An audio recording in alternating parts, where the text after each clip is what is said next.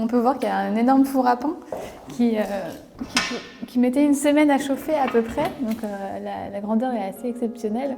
On peut en caler des pizzas ou du pain ici. Et puis le but aussi, c'est d'en faire une cuisine avec un grand îlot central pour accueillir aussi des cours culinaires ou alors des chefs cuistots qui pourront cuisiner pour de 10 à 12 personnes. Dès le premier coup d'œil, Clémence Taupier et son compagnon sont tombés sous le charme de ces lieux. Construit en 1461, cet ancien château fort a connu depuis de nombreuses modifications.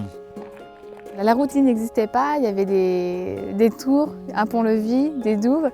Et après, au fur et à mesure, c'est devenu un lieu agricole pour stocker du foin. Jusqu'en 1910 à peu près, la dernière tour s'est écroulée. Soutenue par sa famille, elle souhaite faire revivre ce lieu en y développant une partie événementielle et une seconde consacrée à l'hébergement. Soirées à thème mariage et séminaires pourront y être accueillis. On investit en plein Covid, donc en pleine pandémie. Les banques ont demandé un peu plus de garanties et savoir ce qu'on voulait développer aussi, avoir un peu plus de sécurité et développer du coup l'activité de coworking. Donc avec les entreprises, surtout les Parisiens qui débarquent aussi en Vendée. Bon, il n'y a pas que des Parisiens, mais essentiellement, et du coup qui recherchent un peu des lieux comme ça pour pouvoir travailler. Ici, on est dans la partie salle de réception, donc qui va accueillir du public.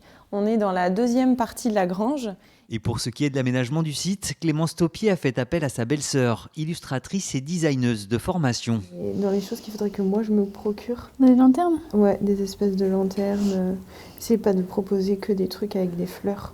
J'aimerais développer ici tout ce qui est scénographie et proposer des solutions clés en main en fait pour les événements. Les bars, tous les petits espaces qu'on peut imaginer pour des mariages, en fait, je vais moi les proposer pour fournir des solutions clés en main selon des thèmes. Et je veux faire aussi tout ce qui est papeterie pour les faire part, tout ce qui est papeterie et signalétique du lieu. Soutenu par la municipalité, le projet est bel et bien lancé. Les gîtes devraient accueillir leurs premiers visiteurs cet été. Concernant la partie événementielle, elle devrait entrer en activité en 2022.